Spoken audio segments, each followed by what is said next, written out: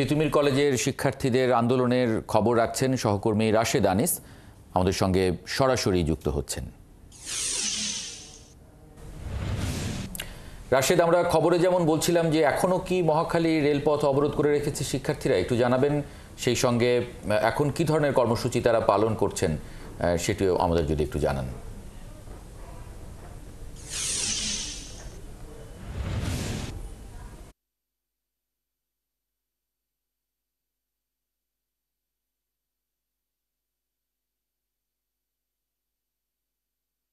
আমি ঠিক যখন আপনার সাথে কথা বলছি, কিছুক্ষণ আগে যখন আমি কথা বলেছিলাম, অর্থাৎ ঘন্টা 40 আগে যখন আমি কথা বলছিলাম, তখন কিন্তু যে পরিমাণ শিক্ষার্থী ছিল, আমি বলেছিলাম যে প্রায় 150 মতো শিক্ষার্থী অবরোধ করছেন।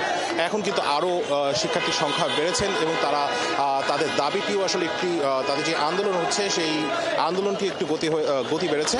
তারা কিন্তু আমাদেরকে একটি বিষয় নিশ্চিত করেছেন যে তারা কিন্তু আজ রেলপথ অবরোধ করে রাখবেন। সেটি রাত 10টা অবধি টাইম দেওয়া থাকলেও সেটি হয়তো বাড়তে পারে। তারা চাচ্ছেন রাষ্ট্রের ঊর্ধ্বতন কোনো কর্মকর্তা যারা আসলে তাদের দাবি মেনে নেবেন, সেরকম কোনো কর্মকর্তা যাতে এখানে এসে তিতুমির বিশ্ববিদ্যালয়কে রাষ্ট্রীয় বিশ্ববিদ্যালয়, তিতুমির কলেজকে রাষ্ট্রীয় বিশ্ববিদ্যালয়ের স্বীকৃতি দেয়।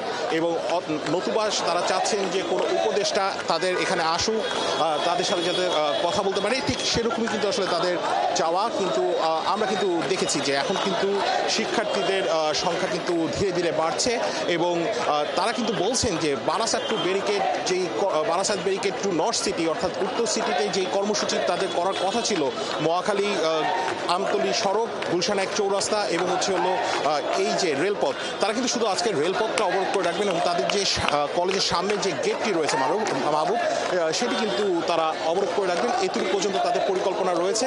কিন্তু তারা কিন্তু বলছেন যে সরকারের পক্ষ থেকে যত দেরি করা হবে ততটাই কিন্তু তাদের জন্য, মানে তারা চাচ্ছেন যে সরকারকে বার্তা দিতে যে কেউ না কেউ এসে তাদের দাবি পূরণ করুক অথবা কেউ না কেউ এসে তাদের সাথে কথা বলুক।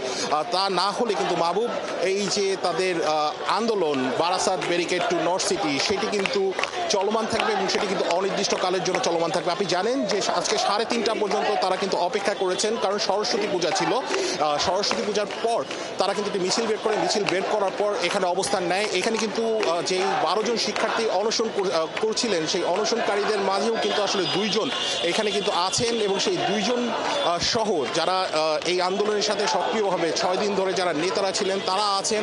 আমরা দেখেছি যে অসংখ্য ছাত্রীও কিন্তু রয়েছেন। এখন প্রায় যদি বলি, এই যে গণমাধ্যম কর্মী বাদে এই যে এলাকাটি রয়েছে সেখানে কিন্তু প্রায় 300-র উপর শিক্ষার্থী কিন্তু আছে এবং সড়কে এই যে পথ, সেই পথে কিন্তু ঢাকার সাথে ট্রেন সংযোগ একেবারেই বিচ্ছিন্ন হয়ে গেছে সারা দেশে। শুধু পদ্মা রেল স্টেশনের সংযোগটি রয়েছে এবং আমরা কিন্তু একটু আজ করতে পারছি, কারণ এখানে তার যদিও শান্তিপূর্ণভাবে আছে পরিস্থিতি, কিন্তু কতক্ষণ আসলে শান্তিপূর্ণভাবে পরিস্থিতি থাকে সেটি কিন্তু আসলে বলা যায় না, কারণ আমরা গণমাধ্যম কর্মীরা নানা সময় নানা কথা শুনছি।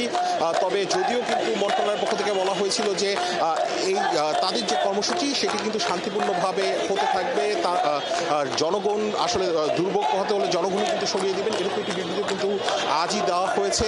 এবং শিক্ষা উপদেষ্টা যে বিবৃতি দিয়েছিলেন যে এই যে তারা আন্দোলন করছেন, সেই আন্দোলনের কোনো আসলে যৌক্তিকতা নেই, কারণ হচ্ছে তারা 7 কলেজ দিয়ে কাজ করছেন এবং শুধুমাত্র একটি বিশ্ববিদ্যালয়কে যদি স্বতন্ত্র বিশ্ববিদ্যালয় হিসেবে তিতুমিরকে ঘোষণা করা হয়, তাহলে কিন্তু অন্যান্য যারা কলেজ রয়েছে তারাও কিন্তু একটু হলেও নিজেদেরকে স্বতন্ত্র বিশ্ববিদ্যালয় হিসেবে দাবি করতে পারে।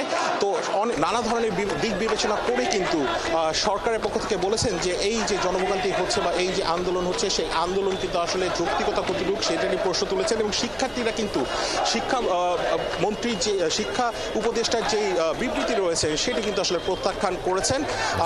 বাবু, এখন কিন্তু মোটামুটি রাশেদ আনিস, অনেক ধন্যবাদ যুক্ত হবার জন্য।